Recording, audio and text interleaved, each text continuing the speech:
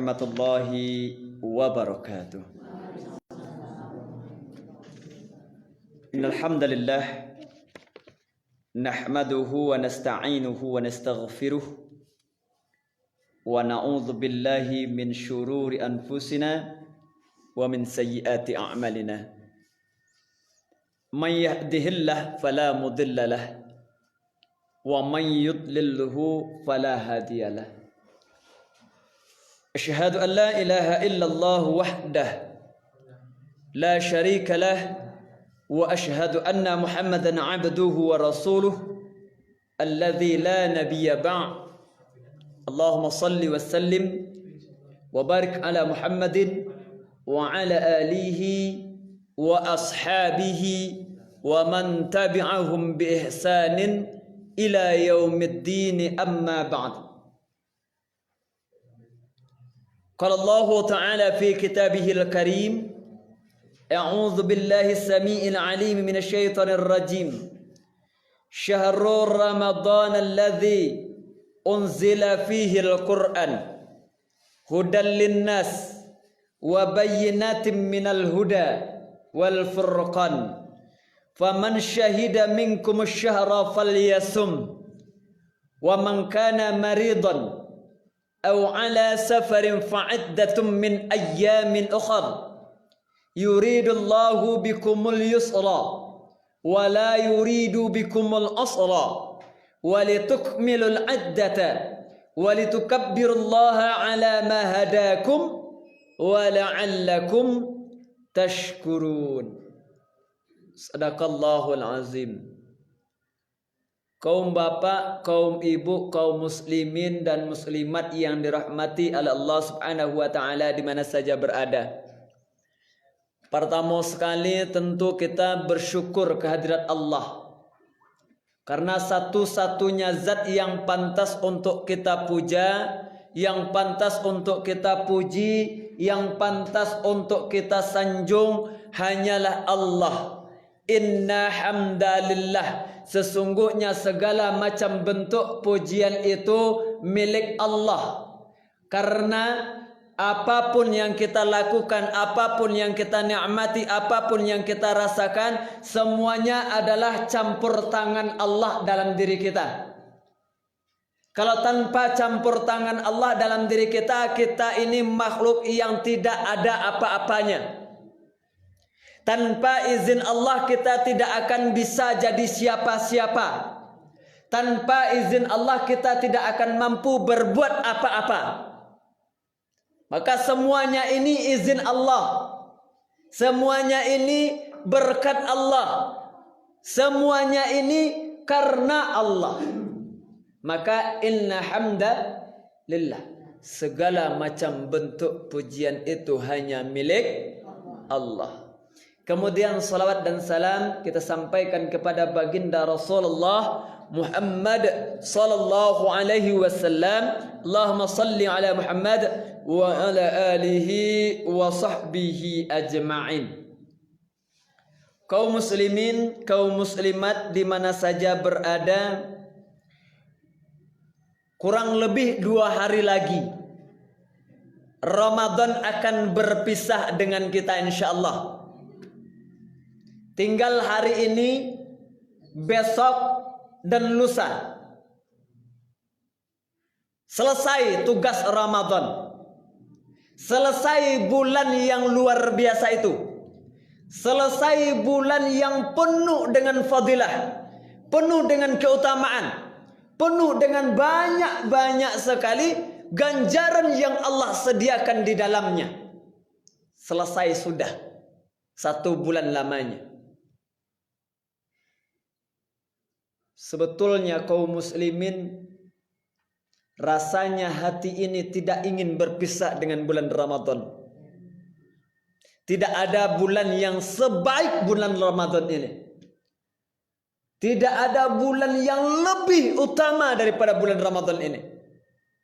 Makanya Rasulullah sampaikan, kalau seandainya umatku tahu apa yang terkandung di bulan Ramadan, maka mereka menginginkan setiap bulan itu adalah Ramadan.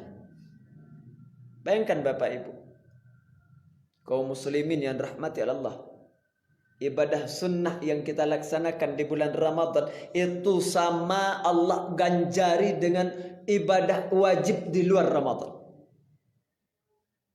Ibadah sunat yang kita kerjakan di bulan Ramadan, ganjaran pahalanya sama dengan ibadah wajib di luar Ramadan.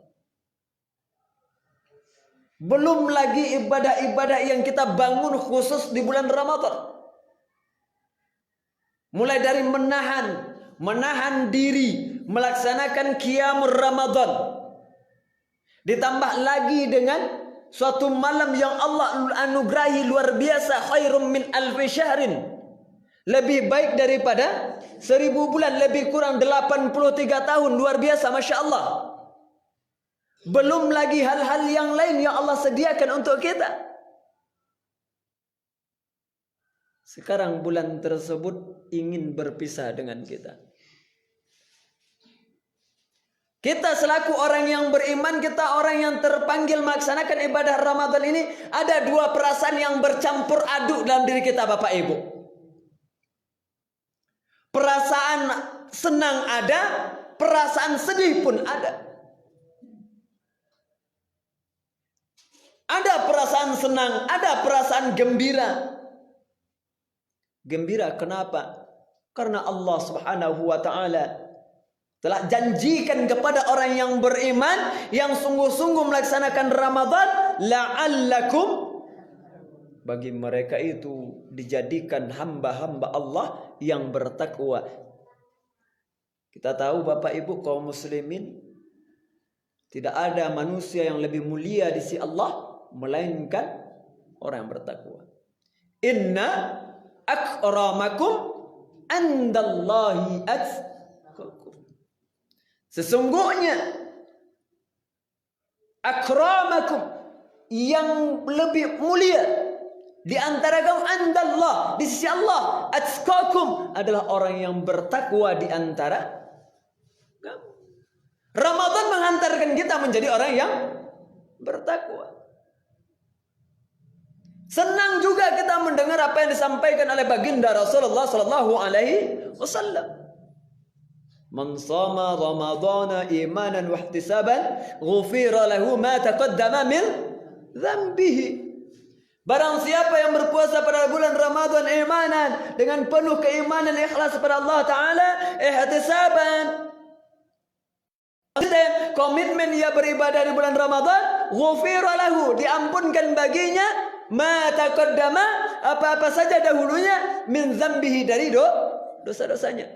Bapak Ibu kaum muslimin, disadari atau tidak, mau diakui atau tidak, kita ini makhluk yang penuh banyak dengan dosa.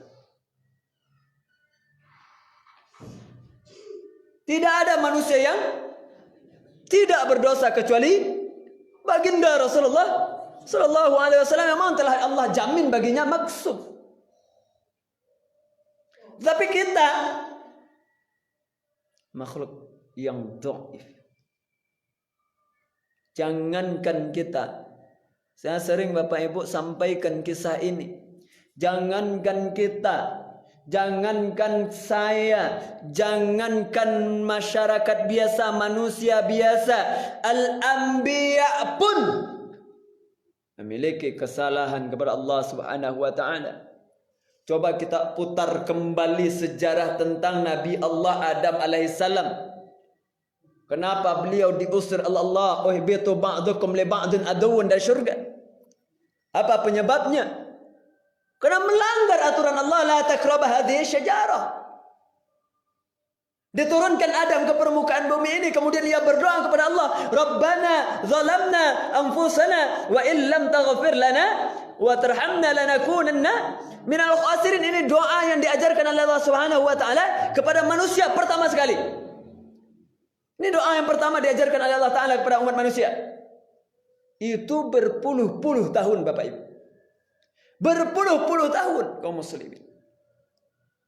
Satu kesalahannya apa? Mendekati syajaratul khuldi. Berpuluh-puluh tahun Nabi Adam meraung, menangis, meratap kepada Allah Ta'ala. minta taubat. Rabbana zalamna. Tidak henti-hentinya Nabi Adam berdoa seperti itu. Kita siapa? Apakah kita Nabi Allah? Apakah kita Rasul Allah? Apakah kita para pengikut sesudah Rasulullah? Para tabi'in? Tidak, kita jauh daripada mereka. Jangankan itu, ulama saja kita belum. Berilmu saja kita belum. Bisa dibayangkan berapa dosa yang kita pikul. Bisa kita bayangkan berapa dosa yang kita beban hari ini. Kalau kita ambil iktibar Nabi Adam tadi, beliau seorang nabi tapi berpuluh-puluh tahun minta ampun kepada Allah. Karena satu kesalahan, kalau seandainya itu diberlakukan kepada kita, mungkin tidak akan cukup usia yang Allah berikan kepada kita untuk kita minta ampun kepada Allah. Tidak akan cukup. Bayangkan Bapak Ibu, Rasulullah sallallahu alaihi wasallam saja yang sudah dijamin oleh Allah Ta'ala masuk surga. Sudah diampunkan kesalahan Nabi dari yang sebelum sampai yang akan datang. Sudah diampuni oleh Allah dan sudah dijamin surga baginya. Dalam riwayat ada mengatakan, tidak kurang Nabi itu meminta ampun kepada Allah daripada 75 kali dalam sehari semalam. Dalam riwayat lain katakan bahkan sampai 100.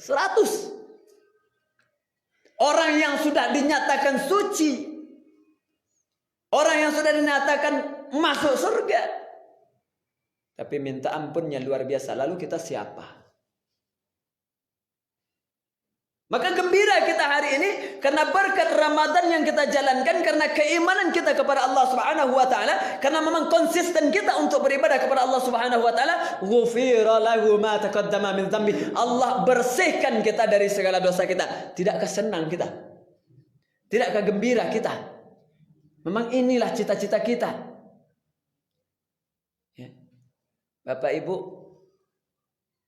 kaum muslimin yang rahmati Allah, sejahat-jahat apapun manusia, pasti ia menginginkan kepulangannya kepada Allah nanti adalah husnul khotimah. Dan ada dalam akhir surat Al-Fajr Allah sampaikan, salah satu orang yang dirindukan oleh surga itu adalah ketika manusia itu mencapai nafsu yang mutmainnah. Artinya kesucian jiwanya sudah tercapai. Dirinya sudah bersih dari noda dan dosa. Ini cita-cita kita. Irji'i ila rabbiki radiyatan. Kembalilah kamu kepada Rabbmu dengan redha dan mendapatkan redha darinya. Siapa yang tidak inginkan redha Allah? Siapa yang tidak inginkan mardatillah? Fadkhuli fi ibadi, masuklah ke dalam golongan hambaku. Wadkhuli masuklah ke dalam surga. Kapan itu bisa kita raih? Ketika kita sudah menjadi orang yang fitrah, yang suci. Makanya Aidil Fitri, Aid kembali fitri, ya, fitrah, kepada kesucian kita. Karena memang kita awalnya Allah berikan suci. Ya. Setiap bayi yang terlahir ke permukaan bumi ini pada dasarnya suci. Kemudian apa yang membuat kita berlumur dengan dosa? Kesalahan kita, ketidakpatuhan kita, kekufuran kita kepada Allah Subhanahu wa taala. Dan itu sekarang bisa dihapuskan lewat ibadah Ramadan. Makanya Allah sampaikan ketika walitukmilul addata, ketika telah disempurnakan bilangannya, walitukabbirullaha ala ma hadakum, maka bertakbirlah. Maka bertakbirlah. Besarkan Allah. Kan itu perintah Allah. Walitukabbirullaha ala ma hadakum wa la'allakum tashkurun. Makanya ketika lantunan kalimat tahlil kalimat takbir, kalimat tahmid, berkumandang, itu luar biasa, Masya Allah. Merinding kita, Pak. Merinding kita, Pak. Kita hayati kalimat takbir, lantunan tahmid, lantunan tahlil. Berlinang air mata ini. Kenapa? Berlinang kegembiraan. Karena kita fitrah, karena kita sudah suci, sudah dibebaskan oleh Allah Subhanahu wa taala dari dosa yang memikul, yang kita beban. Dan itu tidak ada kaitannya mau takbir sendiri ataupun berjamaah.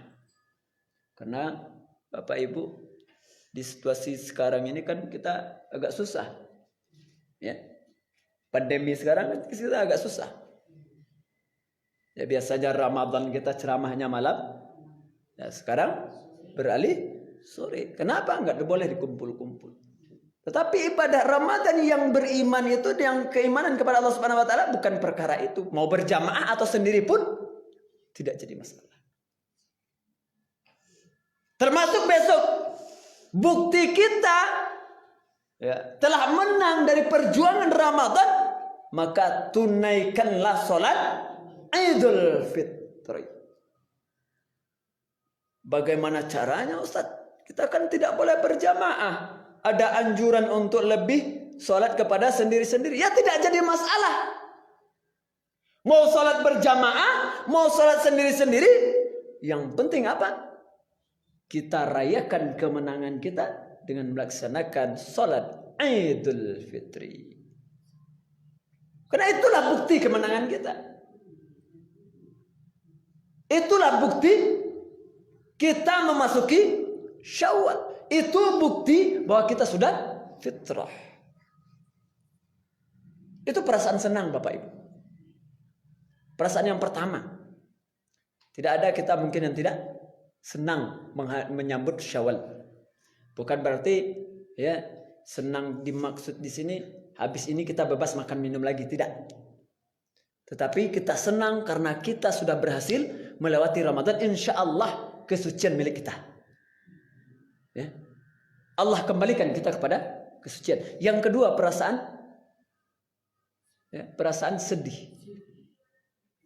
Perasaan sedih. Kenapa? Kalau ialah Allah panjangkan umur kita dengan Ramadan tahun yang akan datang. Tapi kalau tahun ini adalah takdir kita, tahun yang terakhir Ramadan, tidak ada lagi bulan yang sebaik ini akan kita dapati. Berarti Ramadan ini adalah Ramadan terakhir kita. Lebaran kali ini adalah lebaran terakhir kita. Nanti kita bertarawih di akhir Ramadan pada hari Jumat malamnya. Berarti itu terakhir kita. Zakat fitrah yang kita keluarkan hari ini, itu pun zakat fitrah terakhir kita.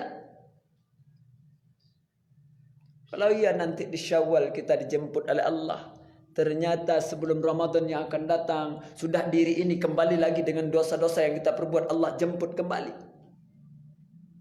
Betapa sedihnya kita. Nah, itu yang kita sedihkan Bapak Ibu. Belum tentu kita bisa mencapai ibadah yang maksimal di luar Ramadan. Belum tentu. Apalagi kebiasaan kita. Kita kalau di luar Ramadan itu kita super cuek dengan ibadah ini. Setiap tahunnya tradisi kita seperti itu. Kalau bulan Ramadan berbondong-bondong ibadah, berbondong-bondong sholat tarawih berjamaah. Tahun-tahun sebelumnya, sebelum pandemi ini. Kita lihat coba Bapak Ibu. Hampir penuh masjid. Hampir penuh musala. Tapi kenapa setelah Ramadan tidak ada lagi? Ya karena itu saja.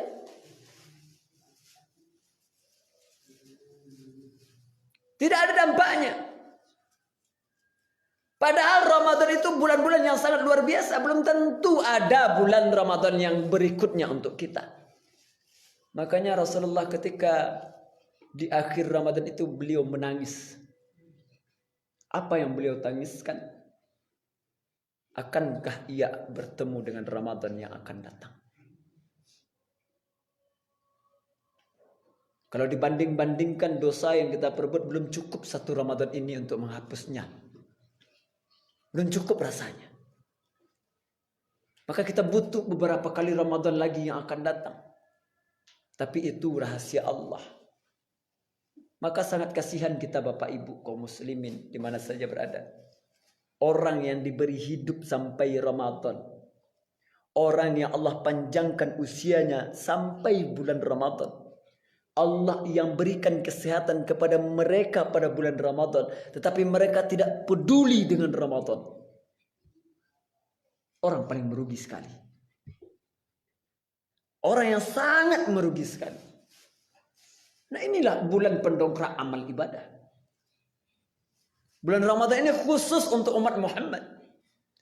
Karena kalau kita lawan umat-umat sebelum kita beribadah tidak terlawan bagi kita. Kenapa? Umur mereka panjang-panjang, fisik mereka kuat-kuat. Bayangkan saja Nabi Musa alaihi salatu wassalam diperintahkan salat itu 50 kali sehari semalam. Usia mereka ratusan tahun. Sementara umat Muhammad jarang mencapai ratusan. 80 pun susah. 70 satu-satu.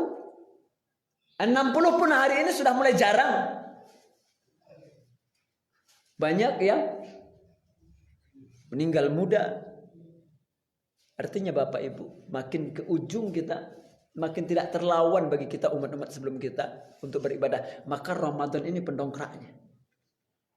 Ramadan ini untuk meningkatkan persentase ibadah kita. Di sini letak kita bisa menyaingi mereka umat-umat sebelum Muhammad. Maka Bapak Ibu tinggal 2 hari lagi insyaallah. Hari Jumat, kemudian hari Sabtu. Maka yang 2 hari ini kita maksimalkan. Renungkan kembali. Insafi kembali. Ya, sudah berhasilkah Ramadan saya? Kemudian pesan kami Bapak Ibu, kalau mama nanti kita beribadah di rumah, mulai ajaklah. Ajak ayahnya untuk jadi imam salat Idnya. Ajaklah anak-anak kita untuk salat Id di rumah. Kalau memang tidak, diperbolehkan secara berjamaah di masjid ataupun di mushola. Ya, gampang sebetulnya Bu. Ya. Kafiatnya sudah dikeluarkan oleh Majelis Ulama Indonesia. Bagaimana tata cara salat Idul Fitri? Ya, dia sama dengan salat subuh 2 rakaat. Cuman bedanya saja pada rakaat pertama ditambah dengan 7 takbir di luar takbiratul ihram. Berarti dengan takbiratul ihram jumlahnya 8. Ya, rakaat kedua ditambah dengan 5 takbir. Itu saja. Selebihnya sama, gampang sekali. Ada pula manfaatnya corona ini. Apa itu? Maka bagi suami-suami sudah saatnya untuk jadi imam keluarganya. Sebab selama ini jarang kita lihat suami-suami yang mengimami istrinya. Tapi itu pula lah manfaatnya corona tahun ini bagi kita. Supaya para suami-suami mau belajar untuk jadi imam. Bapak Ibu yang rahmati Allah Subhanahu wa taala, mungkin hanya itu yang dapat saya sampaikan. Kalau ada kesalahan dan kejanggalan mohon dimaafkan. Billahi taufiq wal hidayah. Akhirul kalam. Assalamualaikum warahmatullahi wabarakatuh.